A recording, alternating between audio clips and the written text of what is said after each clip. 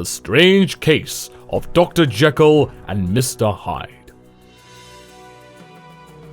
19th century London. Gabriel John Utterson is out for a stroll with his old friend Richard Enfield. They come upon a spot that triggers a memory in Enfield from months before. He recounts a tale about how something most wicked had trampled all over a little girl. It wasn't like a man. It was like some damned juggernaut. That thing's name was Mr. Hyde. Time moves forward. Utterson learns that he and Hyde share a friend in common, Dr. Henry Jekyll, and, as it transpired, Hyde frequented Jekyll's home often. Utterson is compelled to know more. If he be Mr. Hyde, I shall be Mr. Seek.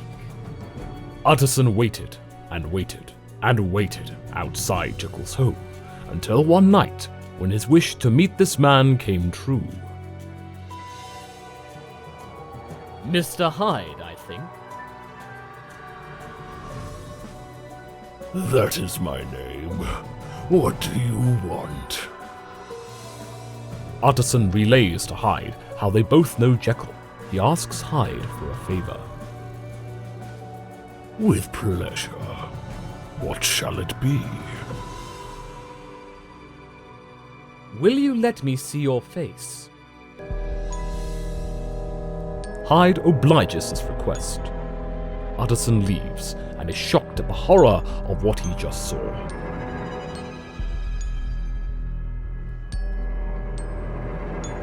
He later learns Hyde is the prime benefactor in Jekyll's will.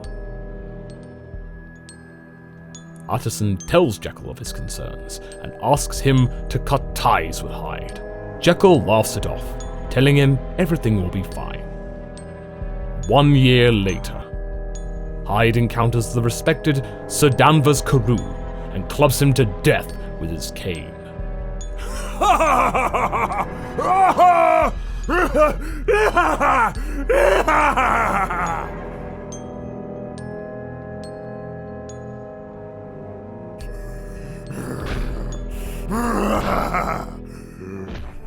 A witness to the thrashing is shell-shocked by Hyde's viciousness. Hours later, she contacts the police. They find Hyde's home, but he is nowhere to be seen and has vanished.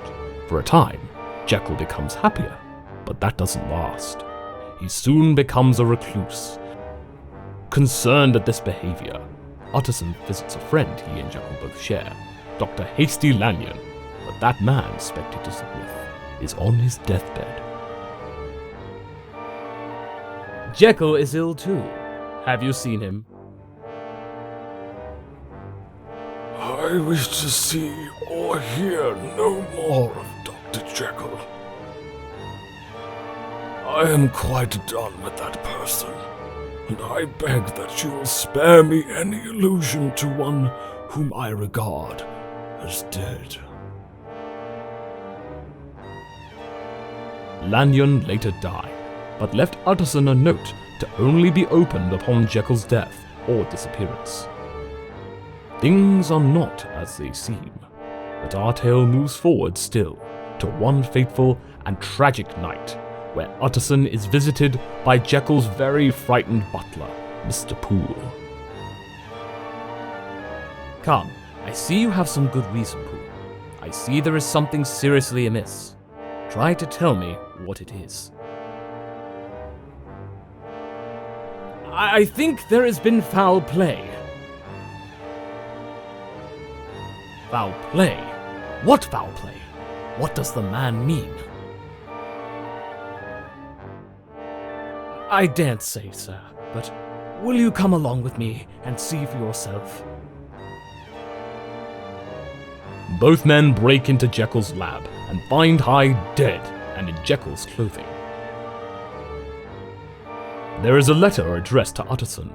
He reads Lanyon's letter, then Jekyll's. Lanyon describes how one night he saw Hyde drink a serum and transform into Jekyll. Describing the scene, the Dr. Lanyon wrote,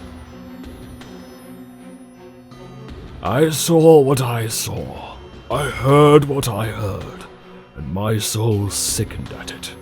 And yet now, when that sight has faded from my eyes, I ask myself if I believe it, and I cannot answer. My life is shaken to its roots. Sleep has left me. The deadliest terror sits by me at all hours of the day and night.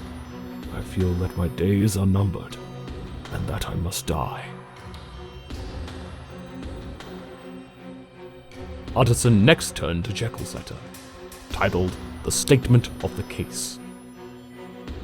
This tells Utterson how Jekyll and Hyde were one and the same. Jekyll had used experiments to indulge his darkness, and from those scientific trials sprang forth Mr. Hyde.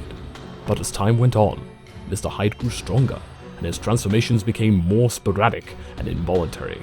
Jekyll was losing control. Signing off his letter, he wrote,